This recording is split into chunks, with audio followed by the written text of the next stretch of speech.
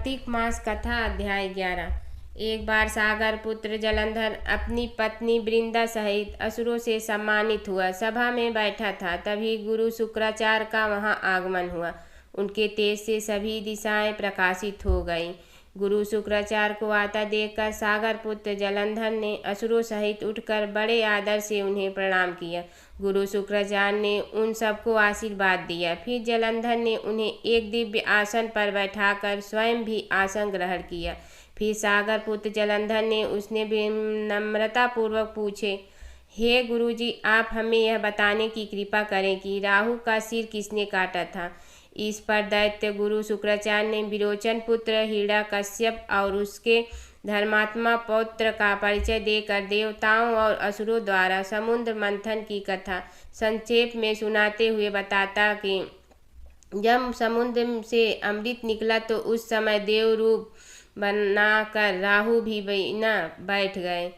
इस पर इंद्र के पश्चातापी भगवान विष्णु ने राहु का सिर काट डाला। अपने गुरु के मुख से इस प्रकार के वचन सुनकर जलंधर के क्रोध की सीमा न रही। उसके नेत्र लाल हो गए।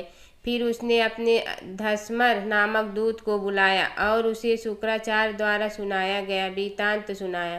तत्पश्चात उसने धस्मर को आज्ञा दी कि तुम शीघ्र ही इंद्रपुरी में जाकर इंद्र को मेरी शरण में लाओ। धस्मर जलंधर का बहुत आज्ञाकारी एवं निपुण दूत था। वह जल्द ही इंद्र की सुधर्मा नामक सभा में जा पहुंचा और जलंधर के शब्दों में इंद्र से बोला, हे देवता धाम, तुमने समुद्र का मंथन क्यों किया और मेरे पिता के समस्त रत्नों को क्यों ले लिया। ऐसा करके तुमने अच्छा नहीं किया। यदि तू अपना भला चाहता है तो उन सब रत्नों एवं देवताओं सहित मेरी शरण में आ जाओ, अन्यथा मैं तेरे राज्य का ध्वंस कर दूंगा। इसमें कुछ भी मिथ्या नहीं है। इंद्र बहुत विस्मिता हुआ और कहने लगा, पहले मेरे भय से सागर ने सब पर्वतों को अपनी कुछ में क्यों स्थान दिया और उसने मेरे शत्रु दैत्यों की क्यों रक्षा की। इसी कारण मैंने उनके सब रत्न हरण किए हैं। मेरा द्रोही सुखी नहीं रह सकता, इसमें संदेह नहीं। इंद्र की ऐसी बात सुनकर वह दूत शीघ्र ही जलंधर के पास आया और सब बातें कह सुनाई।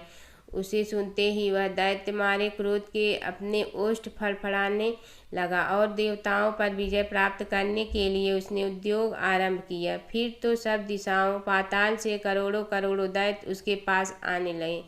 शुंभ निशुंभ आदि करोड़ों सेनापतियों के साथ जलंधर इंद्र से युद्ध करने लगा। शीघ्र ही इंद्र के नंदन वन में उसने अपनी सेना उतार दी। वीरों की शंख ध्वनि और गर्जना से इंद्रपुरी गूंज उठी। अमरावती छोड़ देवता उससे युद्ध करने चले। भयानक मार काट हुई। असुरों के गुरु आचार्य शुक्र अपनी मृत संजीवनी विद्या से और देवगुरु बृहस्पति द्रोणागिरि से औषधि लाकर जिलाते रहे।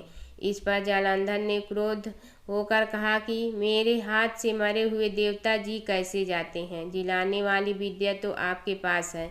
इस पर शुक्राचार्य ने देवगुरु द्वारा द्रोणाचार्य से औषधि लाकर देवताओं को जिलाने की बात कह दी। यह सुनकर जलंधर और भी कुपित हो गया। फिर शुक्राचार्य जी ने कहा, यदि ये शक्ति हो तो द्रोणागिरि को उखाड़कर समुद्र में फेंक दो, तब मेरे कथन की सत्यता प्रमाणित हो जाएगी। इस पर जलंधर कुपित होकर जल्द ही द्रोणागिरि पर्वत के पास पहुंचा और अपनी भुजाओं से पकड़कर द्रोणागिरि पर्वत को उखाड़कर समुद्र में फेंक दिया। यह तो भगवान शंकर का तेज था, इसमें जलंधर की कोई विचित्रता नहीं थी। तत्पश्चात यह सागर पुत्र युद्ध भूमि में आकर बड़े तीव्र गति से देवताओं का संहार करने लगा। जब द्रोणाचार्य जी औषधि लेने गए तो द्रोणाचल को उखाड़ा हुआ शून्य पाया। वह भयभीत हो देवताओं के पास आए और कहा कि युद्ध बंद कर दो, जलंधर को अब नहीं जीत सकोगे। पहले इंद्र ने शिव जी का अपमान किया था। यह सुन देवता युद्ध में जय की आशा त्याग कर इधर उधर भाग गए। सिंधुसुत निर्भय हो अमरावती में घुस गया। इंद्र आदि सब देवताओं ने गुफाओं में शरण ली। कार्तिक मास कथा अध्याय 12। नारद जी ने कहा, तब इंद्रादिक देवता वहां से भय कंपित होकर भागते भागते बैकुंठ में विष्णु जी के पास पहुँचे। देवताओं ने अपनी रक्षा के लिए उनकी स्तुति की। देवताओं की उस दिन वाणी को सुनकर करुणा सागर भगवान विष्णु ने उनसे कहा कि हे देवताओं, तुम भय को त्याग दो, मैं युद्ध में शीघ्र ही जलंधर को देखूंगा। ऐसा कहते ही भगवान गरुड़ पर राजा जा बैठे। तब समुद्र तनया लक्ष्मी जी ने कहा कि हे नाथ, यदि मैं सर्वदा आपकी प्रिया और भक्त हूँ तो मेरा भाई आप द्वारा युद्ध में नहीं मारा जाना चाहिए। इस पर विष्णु जी ने कहा, अच्छा, यदि तुम्हारी ऐसी ही प्रीति है तो मैं उसे अपने हाथों से नहीं मारूंगा, परंतु युद्ध में अवश्य जाऊंगा, क्योंकि देवताओं ने मेरी बड़ी स्तुति की है। ऐसा कह भगवान विष्णु युद्ध के उस स्थान में जा पहुँचे जहाँ जलंधर विद्यमान था। जलंधर और विष्णु का घोर युद्ध हुआ।